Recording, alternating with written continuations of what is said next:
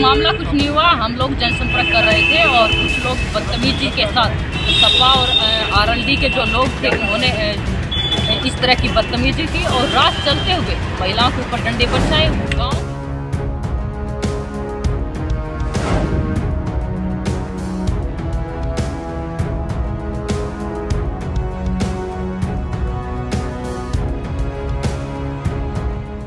नमस्कार, मैं हूं निवेदिता।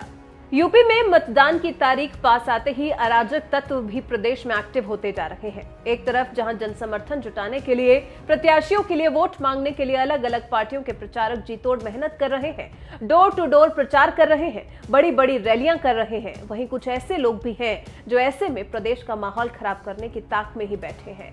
शनिवार को बीजेपी की स्टार प्रचारक बबीता फोगाट के साथ भी यही हुआ।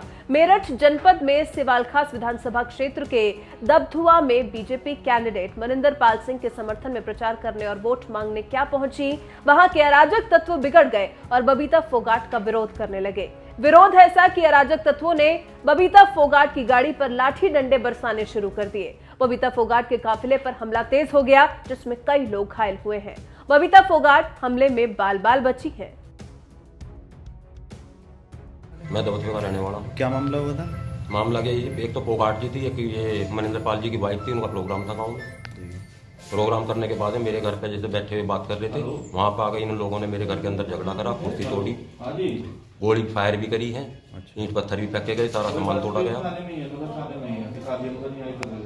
कितने लोगों को चोट आई? 4-5 लोगों का चोट आई है।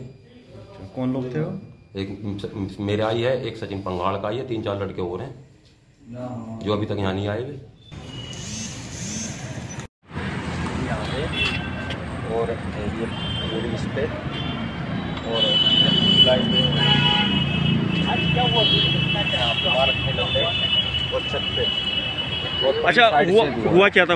हम निकल रहे थे वहाँ से, तो एकदम 15-20 आए डंडे वगैरह लेके, तो गाड़ी डंडे मारने लग के, लाइटें तोड़ दी और बदतमीजी से बातें कर रहे थे। गाड़ी के अंदर उस टाइम कौन कौन मौजूद थे? मैं था और हमारा एक स्टाफ में और था साथ में। तो इन्होंने आते ही पहले बोनट पे डंडे मारने शुरू करे, शीशों पे भी, और यहाँ पे इन्होंने पूरी गाड़ी को परली साइड से भी कर रखा। कितने लोग घायल थे कम से कम तुम्हारे? उस टाइम में ये थे 5-6 लोग थे उसी टाइम, तो हम फिर वहाँ से निकल गए थे। लेकिन इस हमले को लेकर काफी गुस्सा है बबीता फोगाट। सुनिए क्या कहना है उनका। जो जिस तरह का उन्होंने गुंडागर्दी का माहौल बनाया है, रात चलते हुए काफिले के ऊपर, गाड़ियां के ऊपर डंडे बरसाए हैं, महिलाओं के साथ बदतमीजी की है, गांव वालों के सिर फोड़े हैं, तो मैं कह नहीं सकती कि ये गुंडागर्दी। अगर यहाँ जो जितने भी लोग सुन रहे हैं, मैं उनको कहूंगी कि अपनी बहन बेटियों की सुरक्षा के लिए एक वोट भारतीय जनता पार्टी को देना आप बहुत जरूरी हो गया है। बबीता ने सीधे सीधे यहां समाजवादी पार्टी और आरएलडी गठबंधन को घेरा है। बबीता के काफिले पर जो हमला हुआ है, उस पर सपा के साथ गठबंधन में रालोद के अध्यक्ष जयंत चौधरी के पिता अजीत चौधरी की ही बात को दोहराकर बबीता ने हमला बोला है। इसके बाद बबीता ने गुंडों से बचने के लिए बीजेपी को वोट देने की भी मांग की। अब तक तो मैं सिर्फ वीडियो के माध्यम से या लोगों के माध्यम से सुनते हुए आ रही थी, लेकिन आज उन्होंने वास्तव में उन शब्दों को चरितार्थ कर दिया। जो अजीत सिंह चौधरी जी ने जो 2 बातें कही थी, वो मुझे याद आई गई उस दृश्य के दौरान। उन्होंने कहा था कि जिस गाड़ी के ऊपर सपा का झंडा, समझो उस गाड़ी में बैठा है गुंडा। आज उन्होंने उस कहावत को चरितार्थ कर दिया और वास्तव में उन्होंने बता दिया कि उनकी जो लाइनें कही हुई थी, ये कहीं ना कहीं उनके अनुभव और उनकी झेली हुई ये चीजें थी, और उन्होंने आज दिखा दिया है। जिस तरह गठबंधन के जो समर्थक हैं वो उग्र होते जा रहे हैं, जी, मतलब उनको देख ये उनकी कि बदलाव आएगा कुछ? ये उनका फ्रस्ट्रेशन दिखाता है।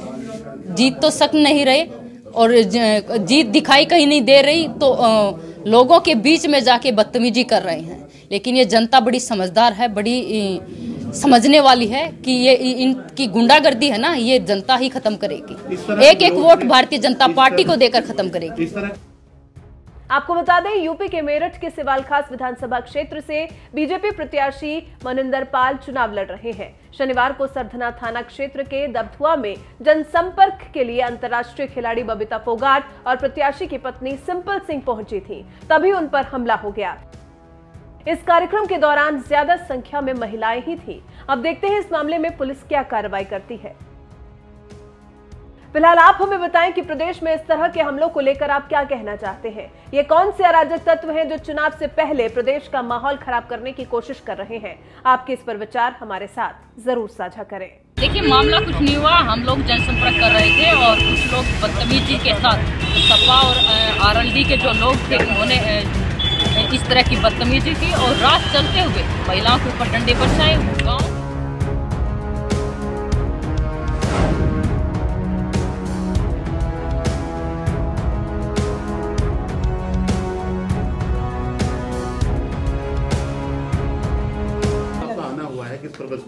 देखिए, मनिंदर पाल जी के समर्थन में वोट की अपील करने आए हैं। डोर टू डोर संपर्क हम लोगों से कर रहे हैं और उनके समर्थन में वोट की अपील कर रहे हैं। जी, दबथुआ में कुछ लोग अराजक हुए हैं, उग्र प्रदर्शन हुआ है, आपका विरोध भी हुआ है, उसको किस तरह? देखिए, विरोध मेरा नहीं हुआ है। दबथुआ गांव में जो हुई वो बदतमीजी आप कहेंगे कि बदतमीजी उन लोगों ने की है। महिलाओं के साथ बदतमीजी की है। एक महिला का पैर भी टूटा है और गांव के जो लोग थे वहाँ पे उन लोगों के साथ भी उनके एक दो के लोग के सिर पे उन्होंने डंडे भी बरसाए हैं। यहाँ तक कि हमारी गाड़ी के काफिले के ऊपर भी डंडियाँ बरसाई हैं और मेरी गाड़ी की लाइट भी टूटी है, गाड़ी को भी तोड़ा गया है। तो मैं ये कहूँगी कि उस टाइम मुझे, अब तक तो मैं सिर्फ वीडियो के माध्यम से या लोगों के माध्यम से सुनते हुए आ रही थी, लेकिन आज उन्होंने वास्तव में उन शब्दों को चरितार्थ कर दिया। जो अजीत सिंह चौधरी जी ने जो दो बातें कही थी वो मुझे याद आई गई उस दृश्य के दौरान। उन्होंने कहा था कि जिस गाड़ी के ऊपर सपा का झंडा, समझो उस गाड़ी में बैठा गुंडा। आज उन्होंने उस कहावत को चरितार्थ कर दिया और वास्तव में उन्होंने बता दिया कि उनकी जो लाइनें कही हुई थी ये कहीं ना कहीं उनके अनुभव और उनकी झेली हुई ये चीज़ें थी और उन्होंने आज दिखा दिया है। जो जिस तरह का उन्होंने गुंडागर्दी का माहौल बनाया है, रात चलते हुए काफिले के ऊपर गाड़ियाँ के ऊपर डंडे बरसाए हैं, महिलाओं के साथ बदतमीजी की है, गांव वालों के सिर फोड़े हैं, तो मैं कह नहीं सकती कि ये गुंडागर्दी। अगर यहाँ जो जितने भी लोग सुन रहे हैं, मैं उनको कहूँगी कि अपनी बहन बेटियों की सुरक्षा के लिए एक एक वोट भारतीय जनता पार्टी को देना आप बहुत जरूरी हो गया है। जिस तरह गठबंधन के जो समर्थक हैं वो उग्र होते जा रहे हैं, जी, मतलब उनको देख के ये क्या उनकी लगता है कि बदलाव आएगा कुछ? ये उनका फ्रस्ट्रेशन दिखाता है। जीत तो सक नहीं रहे और जीत दिखाई कहीं नहीं दे रही, तो लोगों के बीच में जाके बदतमीजी कर रहे हैं। लेकिन ये जनता बड़ी समझदार है, बड़ी समझने वाली है कि ये इनकी गुंडागर्दी है ना, ये जनता ही खत्म करेगी। एक एक वोट भारतीय जनता पार्टी को देकर खत्म करेगी। इस तरह के विरोध से और इस तरह के एक तरह से हमले से आपके प्रचार पे, आपके जोश पे कोई फर्क पड़ेगा? या देखिए, मेरे प्रचार पे या मेरे जोश पे कोई फर्क नहीं पड़ेगा। हम तो इन्हीं कांटों में से निकले हैं और उन्हीं कांटों में पैदा हुए हैं, तो इन चीज़ों को और उन्हीं में ही, उन कांटों में ही कमल का फूल खिला के लेके जाएंगे और तब इन लोगों को फूल खिलाकर उनको जवाब देंगे और ये जनता जवाब देगी। एक एक वोट भारतीय जनता पार्टी को। भारतीय जनता पार्टी जिंदाबाद। कोई नसीहत जिंदाबाद उन लोगों तक पहुंचे आपकी? जी, कोई नसीहत जो उन लोगों तक पहुंचे जो इस प्रकार विरोध कर रहे हैं? मेरी नसीहत ये है कि अपने संस्कारों को देखो, जो तुम्हारे माँ बाप ने तुम्हें संस्कार दिए हैं। बहन बेटियों की इज्जत के लिए तो यहाँ पे मुजफ्फरनगर में आप देखिए, बहन बेटियों की इज्जत पे हाथ उठाने वालों के लिए तो भाइयों ने जान दे दी है और तुम उन बहनों के ऊपर ही हाथ उठा रहे हो। शर्म की बात है ये हमारे लिए, हमारे समाज के लिए, कि आप जैसे लोग ऐसी गुंडागर्दी करेंगे तो हम बहनों की सुरक्षा के लिए कौन आगे आएगा? लेकिन तुम्हें जवाब देगा, ये जनता जवाब देगी, ये हमारी माताएं बहनें जवाब देंगी। एक एक वोट भारतीय जनता पार्टी को देकर अपनी सुरक्षा के लिए, देश की सुरक्षा के लिए। धन्यवाद।